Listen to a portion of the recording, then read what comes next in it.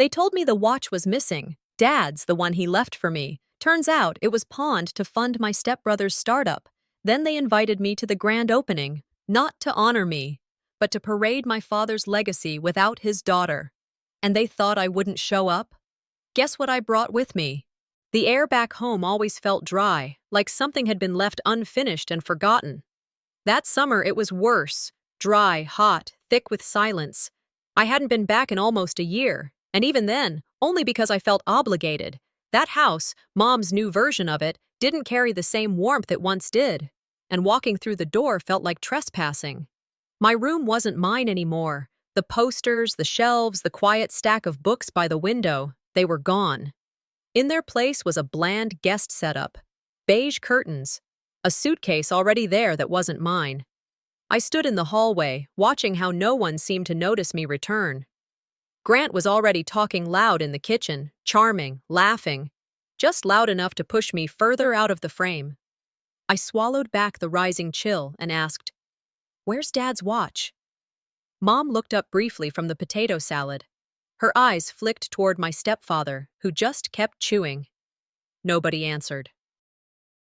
They buried the truth right there, under the mashed potatoes and gravy. At dinner, Mom said it like she was offering a second helping of corn.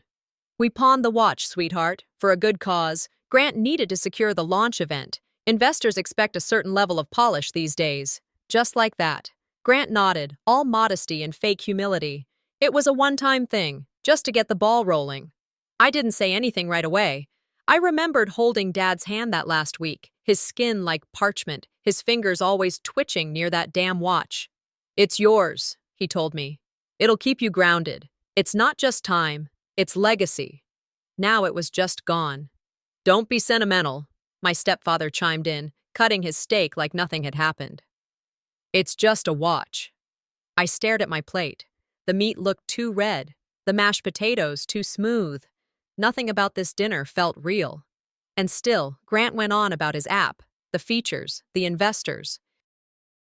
How he was on the cusp of changing the game. They were proud of him. I could see it in Mom's eyes, like she finally had a son worth talking about at church. And me? I was background noise. What burned wasn't the loss, it was how easy it was for Soul. The watch was back in my bag, tucked deep, like a secret, warm from my grip. When I walked through the front door, the air inside the house felt off.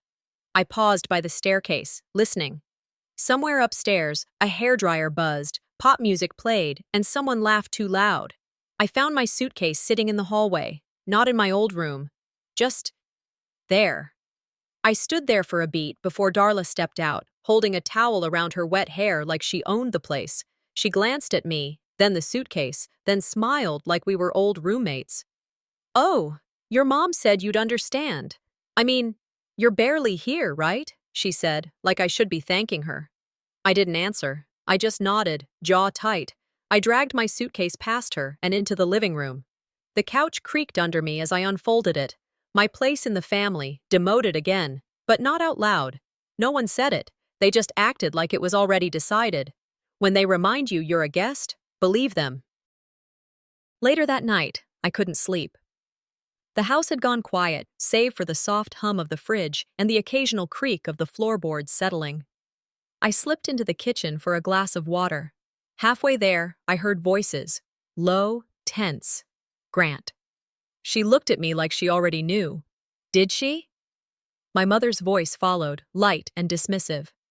"Just keep her sweet until the launch. You know how dramatic she gets." I stopped mid-step, heart in my throat. Dramatic. That's what they called it. My grief, my frustration, my questions. Dramatic. I stood still, barely breathing. I wasn't supposed to hear that, but I had, and now I couldn't unhear it. I turned around and walked back, slow and silent. My bag sat by the couch. I sat next to it and unzipped it just enough to press my hand against the watch inside. Heavy. Not because of metal, because of truth. There's a different kind of loneliness when the people you grew up with treat you like a PR problem. By the next evening, the house had been transformed for a dinner party. White linens, gold napkin rings, a dozen well-dressed guests drinking wine on the back patio. I sat at the far end of the table, near the kitchen door, like a server taking a break. Darla called me Grant's cousin, loud enough for the table to hear. No one corrected her. Grant stood and made a toast. None of this would be possible without family, he said, eyes scanning the table, skipping right over me. We've all sacrificed so much for this dream. The guests clapped. My mother clapped. I stared at the ticking second hand of the watch in my purse. Time reveals not just what people do, but who they are. I stood and walked inside, phone in hand. My hands shook, not from nerves, but from everything boiling just below the surface. I sat in my car with the engine off, screen glowing in the dark. I opened a message draft. "You still have that favor you owe me?" I stared at it, deleted it. Not yet. Back inside, I started paying attention. Who laughed a little too loud at Grant's jokes? Which investor asked for a vegan plate? What contracts were being whispered about between bites of filet mignon? You don't fight dirty by yelling, you fight smart by watching. And I was watching. Grant's big launch wasn't just a business. It was built on an idea that no one would question how the money came together or who got shoved aside to make room for the spotlight. That night, after everyone went to bed, I opened my laptop. The kitchen table was still sticky from spilled wine and fingerprints. I sat there anyway, back straight. I created a spreadsheet. Investor names, conversations, what they said, what didn't add up. If they wanted me to stay quiet, they should have kept me out of the room. I waited until the house went quiet. Darla's laugh, Grant's playlist, even the clinking of wine glasses downstairs, all of it faded. Then I slipped down to the basement. My feet moved from memory. The carpet still dipped near the furnace, same as it had when I was 15. Grant's office wasn't locked. Of course it wasn't. He never thought anyone in the house had a reason to question him. But I had more than a reason now. I had a mission. I clicked the door closed behind me and moved to the filing cabinet. My father's old journal was tucked in a brown envelope under the bottom drawer, hidden but not well. I flipped through the pages, past his sketches and receipts, until I found the line. Safe Box 612, code 107. Keep this where Grant won't find it. I closed my eyes for a second. Dad always planned for more than the moment. Back in the corner drawer, a box labeled Return Pending sat beneath layers of paper. I opened it, pulled out the watch, my watch, and looked again at the back. This time I held it up to the desk lamp, watching the light catch a seam I hadn't seen before, barely visible. I slid my fingernail along the edge until the latch clicked. The back popped open. Inside was a sliver of folded paper and something that looked like old microfilm. The note was short, my father's handwriting. I knew every curl of it. If you have this, find the original safe box. Your real inheritance awaits. My chest thudded like I'd run a mile. This wasn't just about memory anymore. It was design. He knew someone would try to take it from me. I closed everything back up, locked the drawer again, and left the office without looking back. 20 minutes later, I stood outside Bertie's pawn shop. The sign buzzed, half lit, the windows dark. I knocked twice, then once more, softer. Bertie cracked the door. "You know what time it is?" I held up the watch. "We need to talk." He let me in without another word. The place smelled like dust and oil. I opened the latch again, showed him the compartment. He didn't blink. "How long have you had this?" I asked. "Less than a week. Guy came in saying he was acting on behalf of the family estate. Grant something." He scratched his beard. "Didn't sit right with me. Said he had power of attorney. No ID, no paperwork. But he was smooth, real confident." "And you still took it?" He held up his hands. "He said it was temporary, that he'd buy it back in a week. I didn't even write the full intake slip.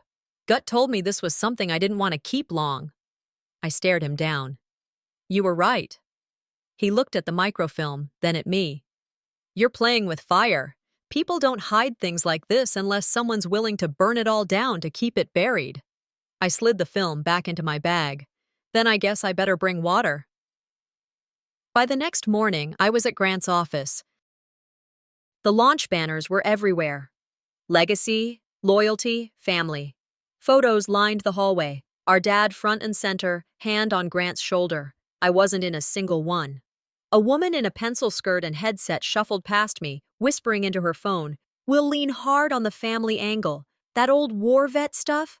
Gold. People eat that narrative up." She disappeared into a room before I could respond. I pressed record on my phone, held it low. I didn't need a fight, I needed proof. Grant strutted by with two investors in tow. "We built this on blood, sweat, and sacrifice," he said. "Family first. Always has been." I turned away before I could snort. Always has been. For him. That night, I scanned the microfilm. Names, dates, bank wires, documents I didn't fully understand, but all with Dad's signature. It wasn't just money. It was a paper trail. I sat in the kitchen with the lights low, the hum of the fridge louder than it should have been. I read the letter again, slower this time. Each word hit like a stone in water, ripples spreading. "They erased me in life," I said out loud, the words falling flat. "I will not be erased in death." I opened my notebook, began organizing everything, receipts, recordings, quotes, a story taking shape, a plan. I picked up my phone and texted someone I hadn't spoken to in over a year. "Do you still do freelance legal consulting?" A reply buzzed back a few minutes later. "Depends who's asking." I typed, "Someone with a story that needs to be told." Just after midnight, I sat in the driver's seat, keys in hand. The scanner had revealed an address, 30 miles out of town, a safety deposit box. I tightened my grip on the wheel. I'm driving to claim it. Wherever it leads, I'm going. The envelope was too nice. Thick, glossy paper with gold trim. Not something you throw together last minute. When I opened it and saw the invitation to Grant's big grand opening, my stomach didn't turn with excitement, it sank. They never include me, not for birthdays, not for weddings, not for funerals, unless I insisted. And now suddenly, I'm on the guest list. I called my mother. She answered like she'd been expecting it. "Oh, honey, I thought you'd be glad," she said, too light, too rehearsed. "It's just for family optics. You know how these things go." "Optics," I repeated. "That's what I am to you now?" There was silence. Then the excuse train started up again. "It's complicated. You've always kept your distance. This isn't the time for drama." I stared at the card. No seat assignment. No +1. No last name. Just guest of the Devons. Translation: "We didn't really invite you, but we can't afford not to." They used to do this all the time. At Grant's graduation, they forgot my RSVP. At my father's memorial, my name wasn't even mentioned. That one still stings the most. This time, I wouldn't sit quietly at the back. If they were going to use family as a prop, fine, but tonight, I'd be the story they wish they hadn't written. I didn't own anything new, but I didn't need flash. I picked a simple navy dress, heels that didn't scream for attention, pulled my hair back, neutral lips, classic, meant to blend in, not disappear. That part would come later. In front of the mirror, I rehearsed small talk. "Nice to see you." "Yes, it's been a while." I practiced smiling without showing my teeth. I reminded myself not to react. Just watch. Just listen. I picked up the watch and turned it over in my palm. The weight of it wasn't just metal, it was legacy, intention. A secret no one else in that room would know existed. Then Grace called. "You don't owe them silence," she said, without needing context. "You owe you." I nodded to no one. "Thanks, baby."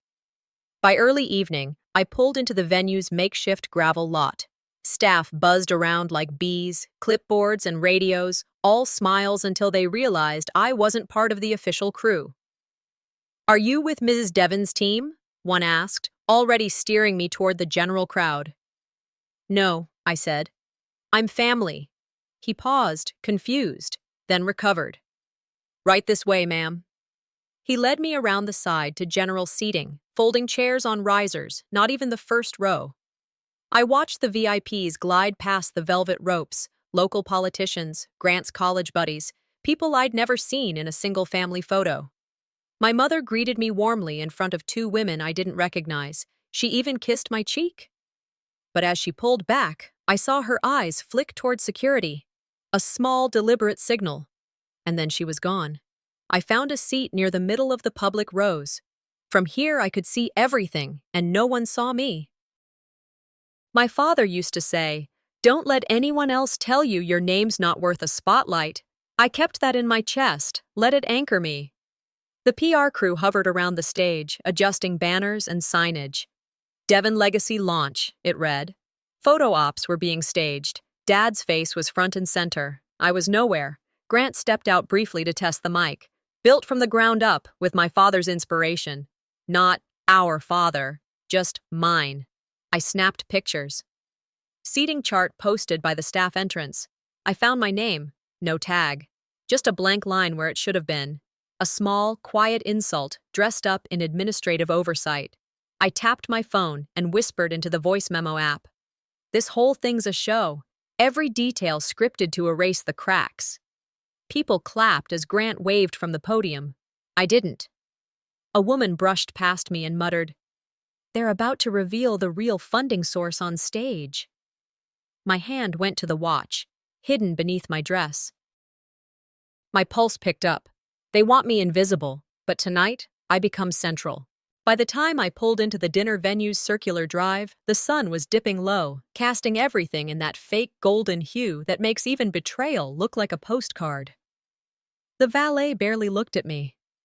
The maitre d' glanced at the guest list on his clipboard and stalled just long enough to make his pause feel pointed.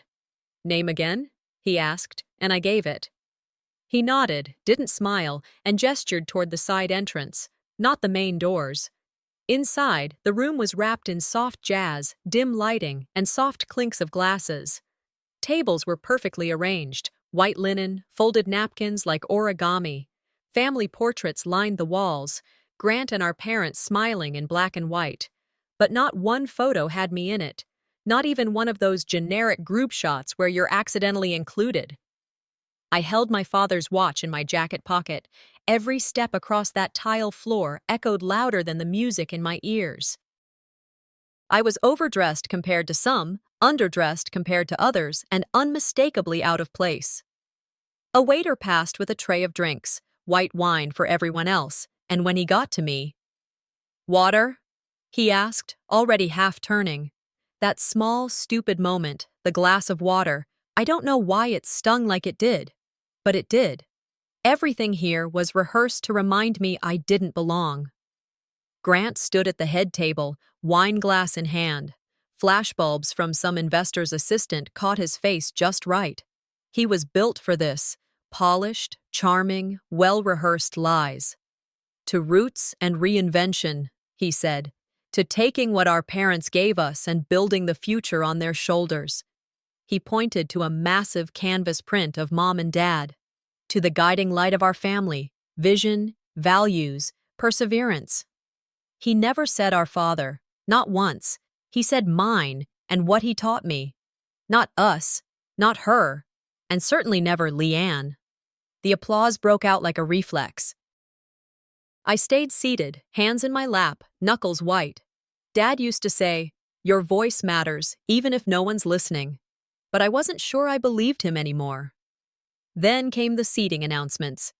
"Ms. Devon's assistant, your table's this way." That's what the waiter called me. Out loud, in front of everyone. I heard a soft chuckle. Some guy in a suit I didn't know looked over at me and said, "Didn't know you'd come out of retirement." Clancy, Grant's pet consultant, leaned in just enough to whisper, "Cute trick, not gonna change anything." I nodded like I didn't hear, sat at the back, near the wall, the table with bad lighting and no wine service. I opened my phone and started a fresh note. Names, faces, what they said, what they didn't. It wasn't paranoia anymore. It was a pattern. And then, out of nowhere, Bertie appeared, dressed like a guest, but eyes scanning like a soldier. He didn't sit, just walked past my table, paused, and dropped his voice low. "They're not just going to humiliate you tonight," he said. "They're trying to set you up." I turned to look at him. He didn't blink. Grant's team, his assistant and the PR guy, they were whispering backstage, something about blaming you for a leak to the press. My chest tightened. Leak what? He didn't answer. Instead, he reached into his jacket, handed me a folded paper. Second reel from the microfilm. Different label. Looks like an account ledger, maybe off books. Your father's handwriting. I took it and slipped it inside my purse without opening it. I didn't need to read it now. I already knew what it meant. I looked up at Bertie. Thank you.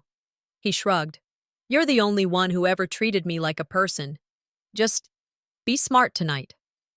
I sat up straighter. No more silence. No more sidelines. If they wanted to make me a cautionary tale, fine. But I'd be the one writing the ending. Dessert came and went without taste. The crowd buzzed louder. Lights dimmed. Then, the screen behind the stage flickered. A photo montage played. Grainy family videos, corporate shots, headlines, and finally, Dad's signature. A flash of cursive on a contract page. I stood up. Chair legs screeched against the floor. Heads turned. Silence rippled across the room like a dropped glass. They thought tonight was to praise, not expose. I got there early. I didn't want anyone to see me come in through the back loading ramp. Didn't want small talk. Didn't want fake smiles. What I wanted was a quiet spot behind the stage and 5 minutes to breathe before everything blew wide open. Cameras were already being tested, flashing white light and moving angles. VIPs were arriving, smiles stiff as pressed shirts. I stood near a stack of equipment cases and opened my folder one last time. My father's signed contract, the microfilm slip, screenshots of the texts from Grace and Bertie. Proof wasn't loud, it just needed to be in the right place. Someone behind the curtain dropped a folder. It slid under the bench by my feet. White label, all caps. Clancy, original contracts. I bent down slow, picked it up, and didn't hand it back. Not right away. From behind the curtain, I heard a voice, Grant's PR guy, that slick one, saying, "She wasn't supposed to even be here." They weren't ready. And for once, I was. By the time the speeches started, the room looked like a Fortune 100 gala. Spotlights, clean-cut moderators, an LED wall that pulsed behind the podium. Grant took center stage. He knew how to control a room. Tilt of the chin, confident pacing, open palms like he had nothing to hide. Our story, he said, began with family, with sacrifice, and with one man's vision. He tapped his chest, looked up at our dad's picture on the screen. That man inspired this. Polite applause. Then a reporter stood. Young woman, sharp. Mr. Devon, you've spoken a lot about legacy, she said. Can you walk us through the actual funding origins for Devoncore? Grant blinked. Our financials are transparent. If you have questions, our legal department. Another voice interrupted. Mine. I have that document, I said, standing slowly, holding the folder and the watch. And I'd like to ask for clarification, on the record. Chairs shifted. Heads turned. Cameras swiveled. Grant stared at me like I'd just dropped a live wire on his shoes. You said "we" a lot, I said, but every file I've seen only names one Devon. Just one. Until now. I stepped forward, unfolded the contract I'd kept safe for days. This document, I said, was signed by my father. Not just for Grant. It names me, Odessia Leanne Devon, as initial investor with equity rights and future claim to intellectual property. I held up the microfilm. Cross-referenced, dated, confirmed. Silence isn't just quiet. It's a vacuum, and this one sucked the air out of everyone. Grant didn't move. He blinked once, maybe twice. The grin he wore 20 minutes ago was gone. In its place, tight jaw, ticking pulse at his neck. You erased my name, I said calmly. You built a company on our father's legacy and acted like I never existed. But paper remembers. Film remembers. And so do I. People stood. Some gasped. Phones came up. Recording, snapping. Grant stepped back, and the moderator called for a short intermission. Backstage, I was met with a wall of security. Ms. Devon, we need you to come with us. I'm not causing a scene, I said, but I will not be dismissed. Mamie stormed past, snapping at Grant. You were supposed to control this. Bertie was there. How, I don't know, but he caught my eye and nodded. They're listening now, he whispered. Don't give them silence again. I stepped to the edge of the stage curtain, watching Grant try to recover. He looked smaller, not younger, just exposed. His words stumbled, the tone cracked. And that's when the screen behind him glitched, just a flicker. Then, bold and clean, the contract I'd revealed, scanned and displayed. My name next to his, Dad's signature, the original date, then side-by-side comparisons, his altered copy, my original, gasps, whispers. One investor whispered loud enough for everyone around to hear. He lied? Grant turned, saw the projection behind him, and his face lost all color. They wanted a legacy. What they got was the truth. Tonight, the truth won't be ignored.